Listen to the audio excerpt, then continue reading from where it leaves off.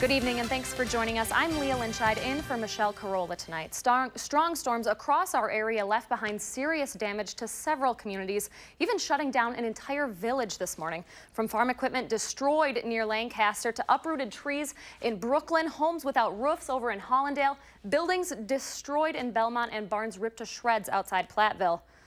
Meanwhile, the town of Cassville on the Iowa border is still without power tonight. Crews saying it could be days before electricity is restored. Fox 47's Matthew Simon joins us live from Cassville to kick off our team coverage on the storm damage. Matthew, so far only a gas station has power right now, right? Actually, Leah, more than the gas station, although that's where we're at. It does have power now, and then other power coming back on here in Cassville, but we are waiting to see most of the community restored. You know, most of this community, speaking of it, has been ripped apart. You can literally see the trees over there ripped apart, coming down on homes. This home boarded up behind me. This is the scene on every single block here.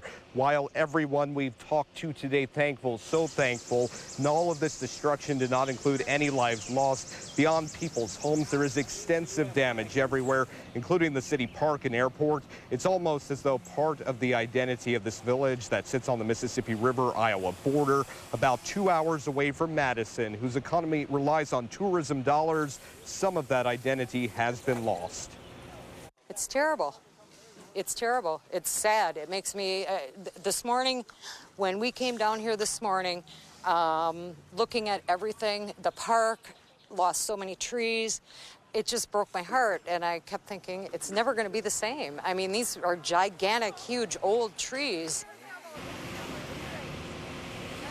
Bar owner Anna Peterson there, who was helping one of her customers clean up her vacation home tonight, says it is hard to believe with her ears popping and the swirling sky that picked up her carport, and she says moved it half a block away, that this was not a tornado today. Power is slowly coming back online here in Cassville. We have recently heard from Alliant Energy, here we've seen out here all night long, that 4,000 folks, including this community, but that is across southern Wisconsin, without power tonight. And officials do not know when. One official here is saying it's just going to take a long time. That is understandable when you look around this community. Leah.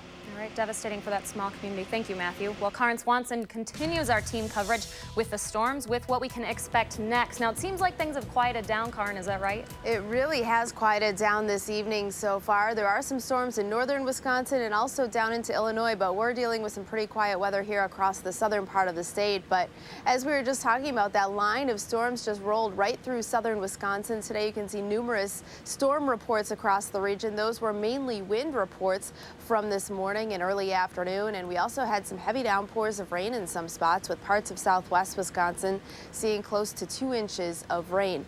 Tonight, though, as I mentioned, there are a few showers and thunderstorms into the northern part of the state, quite a cluster of storms down into Illinois, and we're dealing with some overall pretty quiet weather. Just a few patchy showers here and there across southern Wisconsin, but skies should become mostly clear for tonight. Temperatures falling to 60 degrees. Will be partly sunny tomorrow with a high back up to 80, and I'll let you know how long that quiet weather stretch will last coming up in just a bit. All right, thanks, Karin. Well, lots of thunder and lightning came with those storms. A viewer captured this lightning strike near the intersection of I-94 and Highway 73 in Lake Mills. As you can see, that strike getting pretty close to those cars there. Well, residents in Belmont are still trying to remove trees and debris laying all over the road and on top of houses. Crews have also been working all day and night to restore power to that town. Belmont's village president says it's been a team effort between police, firefighters, and the countless volunteers to help get their town cleaned up and working again. Right now, the fire department's concentrating on getting roads cleaned up, passable, all that stuff, letting the power companies do their job with the utilities, the electric, make sure all lines are dead before we do anything there. So, and in a little while, we'll have it cleaned up and we'll keep on going. As of 6 this afternoon, there were still about 600 people in Lafayette County down there without power. Now, a farm outside Platteville was hit especially hard this morning. The Weagle Dairy Farm had every building on its generations-old dairy farm damaged.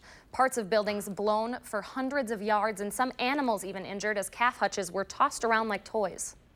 When we first pulled in, there was calves running around, and it's like, oh, this is really bad. And the more you looked at it, it's like, no, this is really, really bad. The good news for this family, volunteers arrived within an hour of that storm hitting and spent the rest of their day cleaning up and helping with repairs. Now, when tornado sirens went off this morning in Lancaster, people had no idea what the skies would bring. That storm rained so hard, residents there couldn't even see across the street. But as Dave DeLozier reports, when the storm finally cleared, the community could see that their town had changed in just a matter of minutes. It was out of nowhere. On a day that started out like any other, it quickly changed. Well, the siren went off for a tornado, so I thought I better head to the basement. You could hear the thunder rumbling, it started to rain, and then that's when the wind. Once the wind started, it was just chaos. You couldn't see anything because it was literally raining sideways. And for the next 10 minutes, they were left to wonder what would come next. Wondering when you're going to see the funnel cloud or when the roof is going to go off. Just down the street at Greg Gelbuck's place, the answer to that was now. I went down for coffee and my house was in one piece, and I come home and this is what I found. His roof, which should have been up there, instead was a half a block away. When I pulled in and I seen this, I go, oh my, I got a mess. The storm not only tore the roof up and off his home, it drove part of a tree deep into the ground. She's buried up to there. The streets of Lancaster were lined with downed trees, which took down power lines. It's all out. My house is out. Most of the downtown businesses are out of power. But for all of the damage, I feel lucky that no one got hurt. as quickly as this storm tore through town, it rolled out and left residents to clean up the damage. And while the damage is seemingly everywhere, so are the neighbors. It is on days like this when you learn a lot about a community. Small town USA, people who are neighbors, people who love their community. You have a problem, we're going to come and help you solve that problem. Now, many homes are still without electricity in Lancaster tonight. The mayor says crews are going home by home through that town to restore power. Well, over in Iowa County, it took no more than a few minutes for both the sky and the town of Hollandale to go black today. That town of about 280 lost power around 10 this morning. Downed trees blocked access to the roads there earlier today, and others inside Hollandale left severe damage to houses. But as fast as this storm came, so did help from the community. Small towns have their benefits. Everybody is helping out. We've had a lot of community support come from, we've had 10 plus fire departments here helping cut trees, clear the streets, help move the trees out of town. Now, despite all that damage, you see, no one was hurt in Hollandale, and power was restored to residents there around 6. Now, the storms we saw here were part of a larger system that also hit Iowa, Minnesota, and Illinois. Downed trees and branches blocked roads in Plymouth, north of Mason City, Iowa. Some are still without power there tonight. Emergency management crews say much of that damage you're seeing there was caused by straight-line winds. The storm system also wreaked havoc on an airport in Sheldon near Sioux City, where 95-mile-an-hour gusts blew apart airplanes. And in southern Minnesota, there was nothing left of this farm, only debris scattered across the fields there. Now, some of that widespread damage was caught on camera by viewers today. Here are some pictures that you guys sent in. Grain bins at Lancaster Farm all but collapsed in the storm. Roofs and other equipment completely toppled by the wind inside Lancaster. Several houses were also damaged, this one losing part of its roof.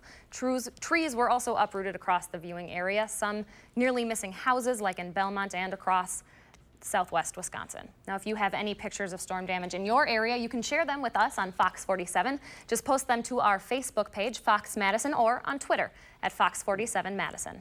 And to stay up to date with any more storms that could pop up this summer, you can download the Fox 47 weather app to track the radar or check out the 10-day Foxcast. Well, still to come at 9, releasing the victims' names as crews further up north at the Wisconsin River investigate another drowning. And speaking with strong words about America's problem with racism as Charleston's governor asks the Confederate flag to be removed. We're back right after this.